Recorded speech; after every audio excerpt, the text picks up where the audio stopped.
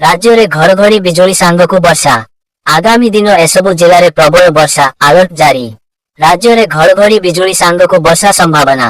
उत्तर उपकूलवर्ती जिला गुड़िक प्रभाव। 12टी जिला को येलो अलर्ट। सेप्टे प्रबल गुलुगुली नहीं भी सतर्क कराई पानीपाग विभाग। आसंता काली 9 तारीख जाए विभिन्न जिले में वर्षा संभावना।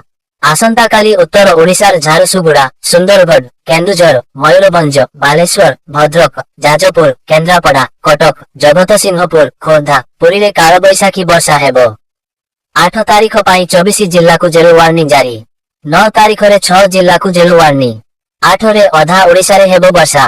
सुंदरगढ़, केन्दुझर, मयूरभंज, बालेश्वर रे कालबैशाखी वर्षा नहीं ऑरेंज अलर्ट दिया जायछि। युद्ध प्रभाव अबेर रे लू बढ़ुची दिनर ताती। 8 और 9 रे घड़घड़ी सह वर्षा आशंका। मार्च आरंभरू ताती फेब्रुआरी शेष सप्ताहरु ताती बढ़िलाणी।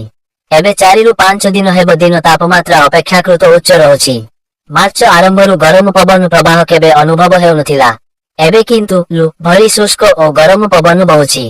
एहार कारण संपर्क रे शिक्षा और अनुसंधान विश्वविद्यालय centre for environment and climate CEC निर्देशक डॉ शरत चंद्र साहू कहिसंती वायुमंडल रे जलीय बाष्प कम एवं युद्ध जोगुं समय पूर्वरु गरम पवन बहुछि। पाकिस्तान, अफगानिस्तान, ईरान युद्ध रे व्यवहार हेउथिबा मिसाइल प्रबल गरम वायु सृष्टि करुछि। वायुमंडल को उत्तप्त करुछि। एपटे वायुमंडल रे जलीय बाष्प कम रहिछि, जहा फल रे दिन बेला झांझी पवन मार हेउछि। कालबैशाखी वर्षा ए स्थिति बदलाइबारे सहायक हेबो। मार्च 15 परे गरम पवन बोहिबा नै एक मॉडल दर्शाउथिला, किंतु युद्ध कारणरू आगुआ ततला पवन प्रवाह हेउथिबा डॉ साहू अनुमान करिसंती। राज्यर विभिन्न स्थान रे एबे दिन तापमात्रा स्वाभाविक ठारू 5 डिग्री पर्यंत अधिक रहिथिबा बेले अन्य किछि स्थान रे 2 रु 3 डिग्री जाय अधिक रहिछि। सेही भली राज्यर सर्वनिम्न राति तापमात्रा किछि किछि स्थान रे स्वाभाविक ठारू 4 डिग्री पर्यंत कम रहिछि। एथिसह राति तापमात्रा 40 डिग्री मुहान अर्थात 39.6 डिग्री रहिछि। एतसह राति तापमात्रा 14.2 डिग्री रहिछि। शनिवार राज्य रे खरा प्रकोप प्रखर रहिबो। फल दिन तापमात्रा बढ़िबो बोली आंचलिक पानीपाग विज्ञान केन्द्र पक्षरु कहा जायछि। पानीपाग केन्द्र सूचना मुताबक उत्तर ओडिशा और संलग्न गांगेय पश्चिमबंग उपरे एक वायुमंडल स्तरीय घूर्णिबलय रहिछि। एथिसह उत्तर उत्तर प्रदेश केन्द्रीय अंचलरू एक ट्रफ लाइन एही घूर्णिबलय देई उत्तर पूर्व मध्य प्रदेश, उत्तर छत्तीसगढ़ और दक्षिण झारखंड उपरे रहिछि। एहा प्रभाव रे आसंता 8 तारीख दिन झारसुगुड़ा, सुंदरगढ़, केन्दुझर, मयूरभंज, बालेश्वर, भद्रक, केन्द्रापड़ा और जगतसिंहपुर आदि जिले में बिजुली घड़घड़ सह वर्षा होई पारे। पवनर बेग 30 रु 40 किमी पर्यंत रहिबो। 9 तारीख दिन भी बिजुली सह घड़घड़ वर्षा संभावना रहिछि। एनु एही सबु जिला पाई आंचलिक पानीपाग केन्द्र पक्षरु जेले वार्निंग जारी होइछि। ग्रीष्म प्रभाव आरंभ होइथिबा बेले बर्षि पारे वर्षा। राज्य रे ग्रीष्म प्रभाव आरंभ हेबाकु थिबा बेले आसंता 3 दिन मध्यरे वर्षा घड्डी सांगकु बिजुली संभावना रहिछि। आउ एहार प्रभाव उपकूलवर्ती जिल्ला रे पड़िबा नै पानीपाग विभाग पक्षरु आकलन करा जायछि। तेबे एनै 12 जिल्ला को येलो अलर्ट जारी करा जायथिबा बेले अन्य केतक जिल्ला रे प्रबल गुलुगुली नै मध्य सतर्क करा जायछि।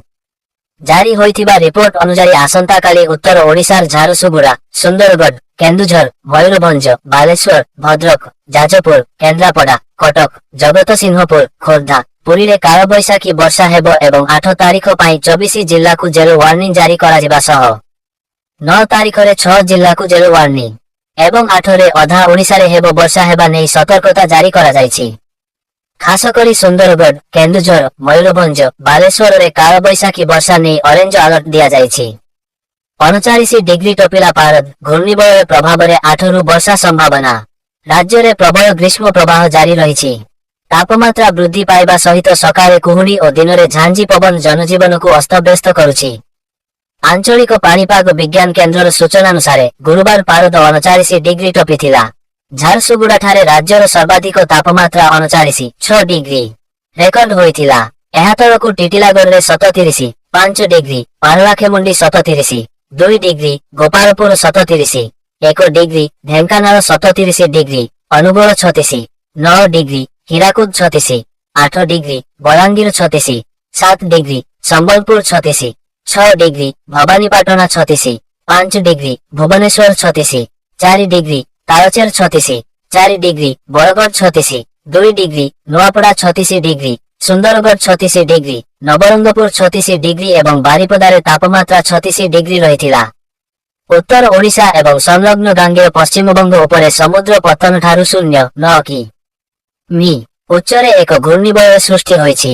ଏହା ପ୍ରଭାବରେ 8 ତାରିଖ ରବିବାର ବେଳକୁ ଝାରସୁଗୁଡ଼ା, ସୁନ୍ଦରଗଡ଼, କେନ୍ଦୁଝର, ମୟୂରଭଞ୍ଜ, ବାଲେଶ୍ୱର, ଭଦ୍ରକ, କେନ୍ଦ୍ରାପଡ଼ା ଏବଂ ସିଂହପୁରରେ ଘଡ଼ଘଡ଼ି ସହ ବର୍ଷା ହେବ। ଏଥିସହ ରୁ 40 କି.ମି. ପର୍ଯ୍ୟନ୍ତକା ପବନ ବହିବା ନେଇ ପୂର୍ବାନୁମାନ କରାଯାଉଥିବାରୁ ଏନେଇ ପାଣିପାଗ କେନ୍ଦ୍ର ପକ୍ଷରୁ ସମ୍ପୃକ୍ତ ଜିଲ୍ଲାଗୁଡ଼ିକୁ ୟେଲୋ ୱାର୍ଣ୍ଣିଂ ଦିଆଯାଇଛି।